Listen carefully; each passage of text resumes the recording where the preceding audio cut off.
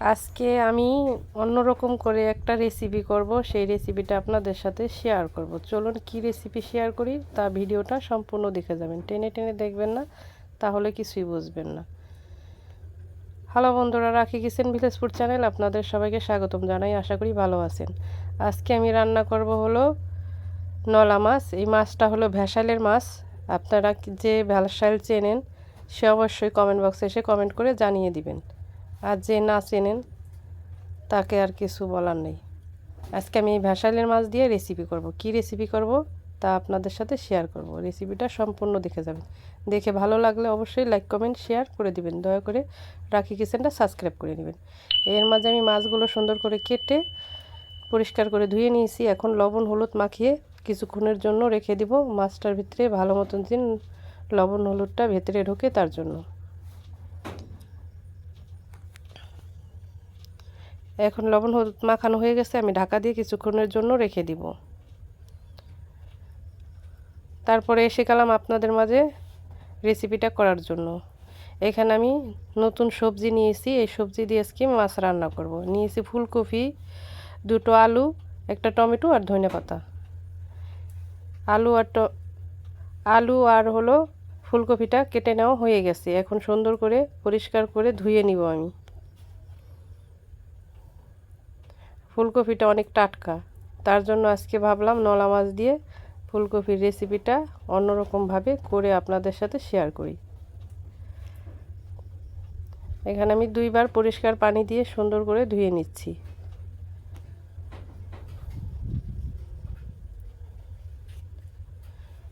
ফুলকপিটা আমার সুন্দর পরিষ্কার করে ধুয়ে নেওয়া হয়ে গেছে। এখন চলুন আমি একটা রেসিপি আপনাদের সাথে শেয়ার করতেছি।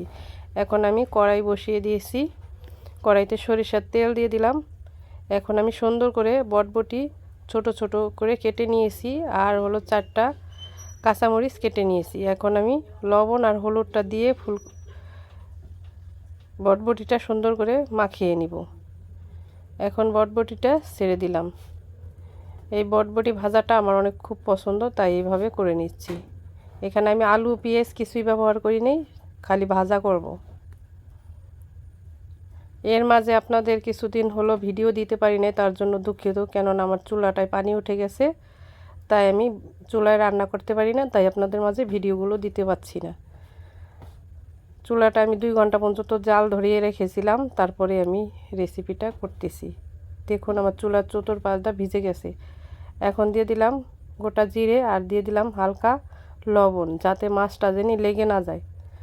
আপনারা যে বটবটি ভাজেন, আলু ভাজেন, ভাজার আগে একটু লবণ দিয়ে দেবেন, তাহলে মাছটা ভাজলে মাছটা কড়াইয়ের সাথে লেগে যাবে না।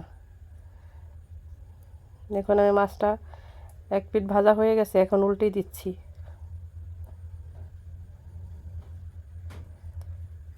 এই মাছটা উল্টাইতে যায় অনেক কষ্ট হয়েছে। মাছটা ভেজে নেওয়া হয়ে গেছে, এখন আমি তুলে নিচ্ছি।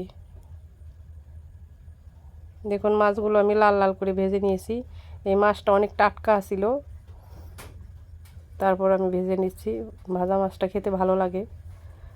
এখন আমি আলু আর হলো ফুলকপিটা ভেজে নিচ্ছি। দিব অল্প একটু লবণ, দিয়ে দিলাম অল্প পরিমাণে একটু হলুদ। এখন সুন্দর করে একটু ভেজে নিব আলু আর ফুলকপিটা। আলু আর ফুলকপিটা ভাজা হয়ে গেছে, এখন ঝোল দিয়ে দিলাম আমি। এই রান্নাটা অন্যরকমভাবে আমি আজকে রান্না করছি। আপনাদের যাদের ভালো লাগে তারা অবশ্যই বাড়িতে এইভাবে করে খাবেন রেসিপিটা দেখে। এখন এর মাঝে বলক উঠে গেছে।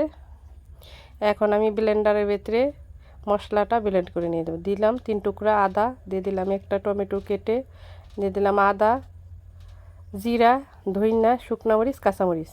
এখন আমি ব্লেন্ডারে ব্লেন্ড করে নেব।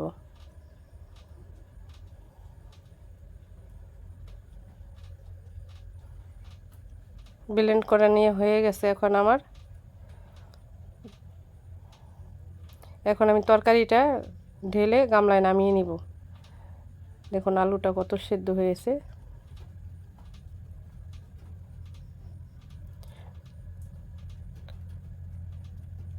এখন ঢেলে নিলাম তরকারিটা। এখন দিয়ে দিলাম সরিষার তেল। তেলটা গরম হয়ে গেছে, এখন দিয়ে দেব বাটা মশলাটা।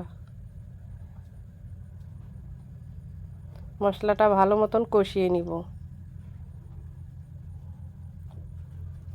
দিয়ে দেবো হলুদ, দিয়ে দেবো লবণ, দিয়ে ভালো মতন মশলাটা কষিয়ে নিব। এখন অল্প পরিমাণে একটু পানি দিয়ে আবার কষিয়ে নিব। মশলাটা ভালো মতন কষানো হয়ে গেছে, দেখুন তেল ছেড়ে দিয়েছে। এখন আমি তরকারির ঝোলটা দিয়ে দিব।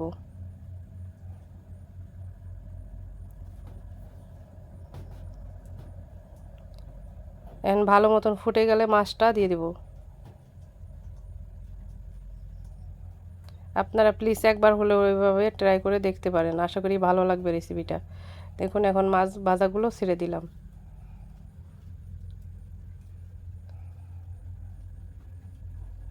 আর নতুন ধনিয়া পাতা উপর দিয়ে ছিটিয়ে দিয়ে নামিয়ে নিব। দেখুন কি অল্প সময়ের ভেতরে আমি রান্নাটা করে নিলাম। দয়া করে আমার রেসিপিটা যাদের ভালো লাগে অবশ্যই লাইক কমেন্ট শেয়ার করে দিবেন। আর দয়া করে রাখি কিচেনটা সাবস্ক্রাইব করে নেবেন। আর আমার ভিডিওটা দেখার জন্য অসংখ্যবার ধন্যবাদ জানাই।